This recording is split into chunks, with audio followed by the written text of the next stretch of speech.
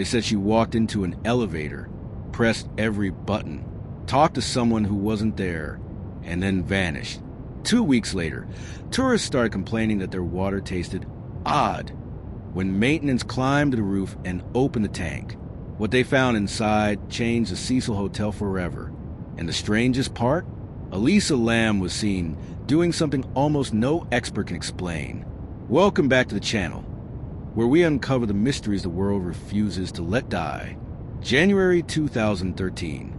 Elisa Lam, 21 years old, smart, funny, battling anxiety and depression, checks into the infamous Cecil Hotel in Los Angeles, a building known for crime, for death, for the kind of guests who didn't always plan to leave alive.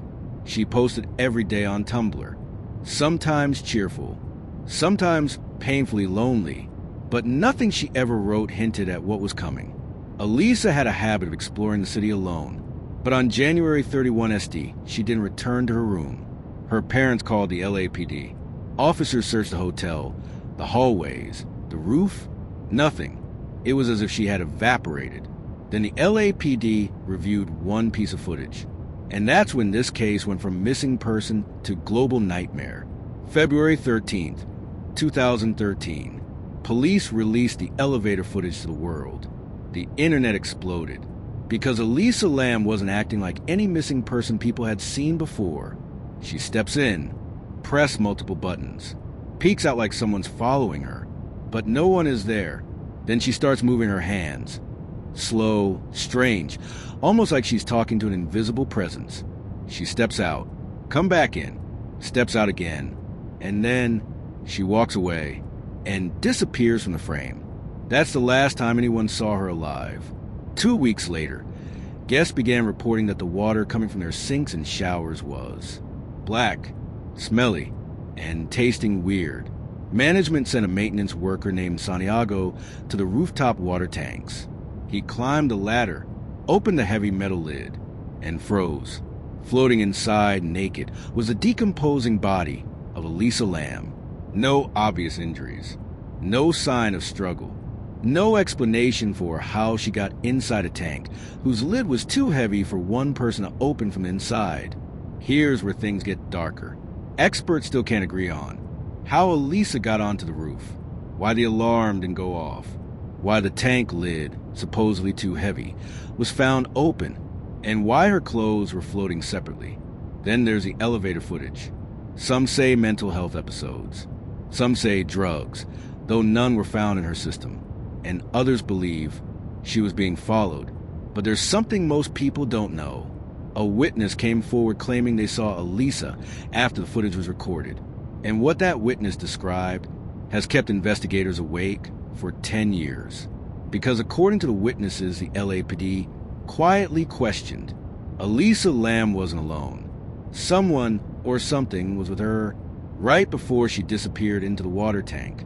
Before Elisa Lam was found in the water tank, before the elevator video went viral, someone claimed they saw her alive after the footage was recorded. Tonight, we talk about the witness the police never put in the report and what they heard Elisa say in the hallway minutes before she vanished. Some people think it wasn't the rooftop she was running from. It was something inside the hotel. After the elevator video went public, thousands of people started calling the LAPD, claiming they saw something strange that night. Most calls were dismissed, but one man, room 412's occupant, a businessman from Chicago, left a voicemail the detectives couldn't ignore. He claimed he saw Elisa in the hallway around the same time the elevator footage was recorded. But here's the part that never made it into the official police report. He said Elisa wasn't alone.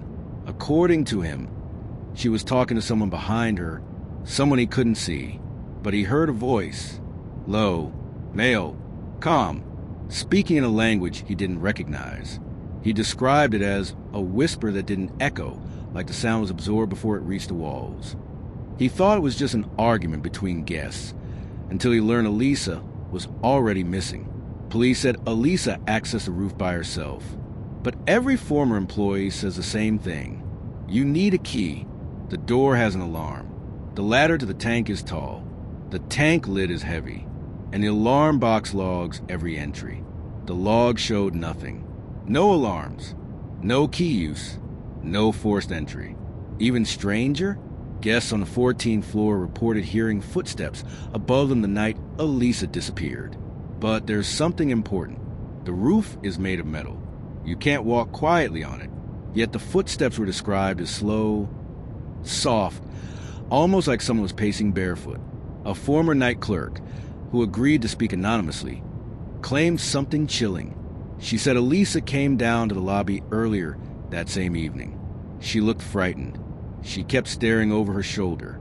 When the clerk asked if she was okay, Elisa said, "Someone's following me." When asked who, she whispered, "He's been here a long time." The clerk thought she meant a guest, but what she said next made the clerk freeze. He doesn't check in, he doesn't check out. He just follows people until they stop moving. The clerk begged Elisa to stay in the lobby. Elisa shook her head. She said, "He hates the light." Then she got into the elevator. Minutes later, the footage was recorded. What most people don't know, the elevator footage was cut. Several seconds are missing. And an expert hired by a private investigator noticed something else. When Elisa is pressing the buttons, her reflection in the metal panel lags by a fraction of a second. It's not video compression, because the wall beside her does not lag, just her reflection. And when she steps out of the elevator, her shadow doesn't match. It moves the wrong direction. Back to the Chicago witness.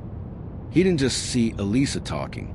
He saw her stop, turn, and back up against the wall, like something was inches from her face. He said she whispered, "Not the tank. Please, not the tank." When the police asked how he remembered that phrase so clearly, he said, "Because she wasn't talking to a person. She was looking at the empty air across from her and answering something I couldn't hear." But this is where everything breaks wide open, because just when the police dismissed his statement, the hotel's elevator maintenance logs revealed something unbelievable. Someone used the elevator after Elisa disappeared, and the person who used it didn't exist. Before Elisa Lam vanished, before the elevator video went viral, there was another recording, one the public never saw. A recording that shows an elevator moving by itself. And according to logs, the person who used it that night wasn't checked in, wasn't a guest, and wasn't alive. Tonight, we expose the event the hotel buried. The same event that happened after Elisa disappeared. When detectives reviewed the Cecil Hotel's maintenance system, they found something impossible. The elevator was used at 3:47 a.m., the night Elisa vanished. But here's the problem. Elisa was already missing. No guests were awake on that floor. No staff reported being there. And the motion sensors outside the elevator never triggered. But the elevator still went up, then down, then up again, like someone was riding it. And the timestamp shows it stopped on Elisa's floor. Not once, but twice. Everyone knows the famous elevator video, but hardly anyone knows this. There's a second camera, a hallway camera facing the elevator doors. The footage was never released, but a former employee described what he saw. When the elevator opened, no one came out, but the motion sensor inside the elevator activated as if someone stepped forward. And then he said something that still gives people chills. There was a shadow in that elevator, but no one is casting it. The shape slid across the floor like smoke, slow, deliberate, and then vanished against the wall. Now this was never meant to be public. A leaked housekeeping sheet revealed someone staying in room 705 the week Elisa disappeared. But the hotel claims the room was empty. No name, no credit card, no ID. Yet, towels were used. Shower was wet. Bed was slept in. And someone ordered room service twice. But get this. Housekeeping said they never saw the guest. They only heard footsteps inside when they knocked. Slow, heavy, pacing back and forth. When they unlocked the door to clean the room, it was empty, but the pacing didn't stop. They heard it coming from the room above. There is no room above 705. Here's the part that ties it all together. The elevator's unexplained trips at 3:47 a.m. stopped on the 7th floor, right outside room 705. The floor Elisa was not staying on. The floor she had no reason to visit. The floor police insisted it had nothing to do with her case. But recall what the witness said. He heard Elisa talking to someone, and she said, "Not the tank. Please, not the tank." Like she knew where she was going, or like someone told her. Now here's the chilling twist. A retired detective anonymously confirmed this. The 7th floor camera caught a woman who looked like Elisa walking toward room 705, but she wasn't alone. Something was walking beside her, but the camera only captured her shadow. This part isn't in any official report, a night security guard admitted. The rooftop alarm went off for half a second. Just a blip, like someone tried to open the door, but didn't. It was exactly 2 minutes after the elevator's final trip. 2 minutes. That's how long it takes to walk from 705 to the rooftop stairwell. And here's a disturbing detail. When the guard checked the alarm box the next morning, a line of text flashed on the screen. Override accepted, code 12. But no employee knew that code, and no human entered it. But this is the moment everything turns. Because when investigators pulled the maintenance files from the water tanks, they found something no one expected. A fingerprint. Not Elisa's. Not a staff member. Not a guest. A fingerprint belonging to someone who died 3 years before Elisa ever set foot in that hotel. And tomorrow we will talk about him. Who he was. Why he haunts Cecil. And why Elisa wasn't the first or the last. The LAPD had scoured the Cecil Hotel from the lobby to the rooftop. But one thing kept nagging at investigators. Why was there still no trace of Elisa Lam? And then complaints started coming in. Guests were calling the front desk, whispering things like, "The water tastes funny. The pressure is low. Why is the water brown?" At first, hotel staff brushed it off as old pipes. Cecil was notorious for that. But on the morning of February 19th, a maintenance worker decided to check the rooftop water tanks. The giant steel cylinders that supplied water to the entire building. He climbed a ladder across a narrow walkway and noticed the hatch of one tank was slightly open. He hesitated. The tank was supposed to be sealed. He pushed the heavy lid aside, and what he saw inside would become one of the most infamous moments in true crime history. Floating in the murky water, naked and motionless, was a body. Elisa Lam. The worker stumbled back, shouting for help, shaking uncontrollably. The police arrived. The coroner arrived. Reporters swarmed the street outside. But the discovery only raised more questions. How did Elisa get onto the hotel's heavily secured rooftop? Why was the water tank lid open when it should have required force to lift? How did she get inside without a ladder? Why were her clothes found in the tank but separate from her body? And why, despite the chaotic crime scene, were there no signs of foul play? Investigators released their preliminary findings, and the public wasn't buying any of it. But one detail, one the police quietly tried to play down, ignited the internet like gasoline on fire. A detail that would reopen the case in the minds of millions and twist the entire story into something far darker than anyone expected. When the coroner released the official report, the world expected answers. Instead, they got the most confusing conclusion imaginable. Accidental drowning. No signs of assault. No evidence of struggle. No drugs in her system. No explanation for how she got onto the roof or how she lifted a tank lid that even trained officers struggled to move. The public exploded with theories.